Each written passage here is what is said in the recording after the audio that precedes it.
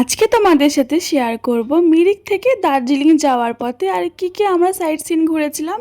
তো চলো শুরু করে দেওয়া যাক। তো ফার্স্টেই আমরা চলে গেছিলাম মিরিক লেকে, ওখানে কিছুক্ষণ থেকে তারপর আমরা যাই হচ্ছে গোপাল ধারার ট্রি গার্ডেনে। ওখানেই এরকম ড্রেসগুলো ভাড়া পাওয়া যাচ্ছিল, তো পার ড্রেস 50 রুপিস করে ছিল।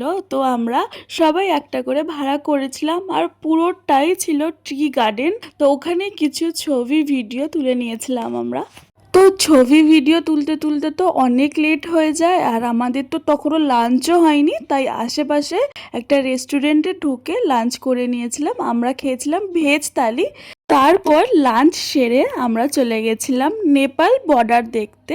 তো নেপাল বর্ডার পার করেছিল পশুপতি মার্কেট, দেন সেগুলো দেখে এসে আমরা চলে এসেছিলাম আর একটা ভিউ পয়েন্টে। ওখান থেকেও খুব সুন্দর ভিউ দেখা যাচ্ছিল। দেন তারপর আমরা বেরিয়ে পড়লাম লেপচা জগৎ দেখার জন্য।